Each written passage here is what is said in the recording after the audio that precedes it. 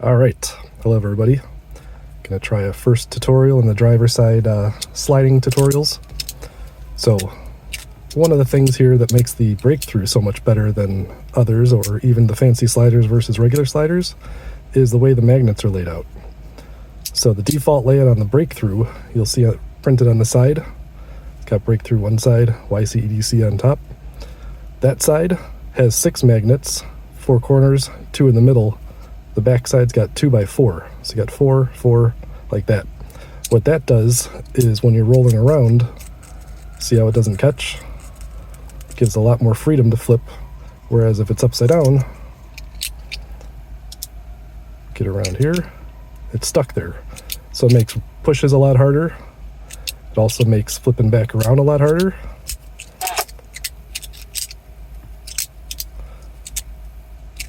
So if we go down, just takes a little bit of a flick action there. So the first thing that I learned, butterflies. Oop, not like that though.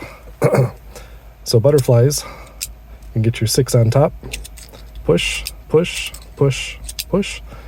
But while you're doing that, if you get a little motion going, that back and forth is going to get that friction rolling through a lot better. Going to make it move a lot smoother. So that's why you see those guys that are doing the flare stuff, they're always got their hands moving around, directions change. So to get that going, you got to get that original finger grip. So right below on your middle finger, and then your second finger is hitting right on that top. You know you're in the right spot when you can slide down like that and not hit anything. So you start working this, start doing that, get some of this. It's hard when I'm watching.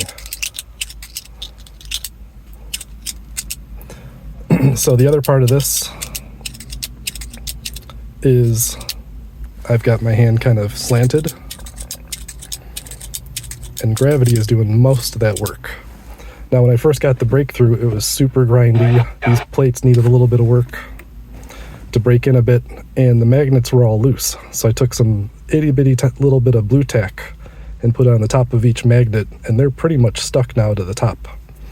And it's significantly quieter than it was when I first got it. So when you're working these butterflies, you want to get that right angle, because if it's flat, it's going to be a lot slower. Whereas when it's tilted, it gets really quick. So as you start working that, get this kind of wavy motion. If that's moving smooth, you know that your middle finger's in the right spot. If it's up too high, it's going to get hit, it's going to fly away, it's going to make goofy moves like that. You notice too, didn't lose anything because I got these big pads, but the pad wasn't enough, so I had to stuff a hat down there to catch that grip, because every time it was falling there. So the other thing while you're learning is, if you're not watching what you're doing, you're just going by the motion and the sounds, things get way smoother really quick.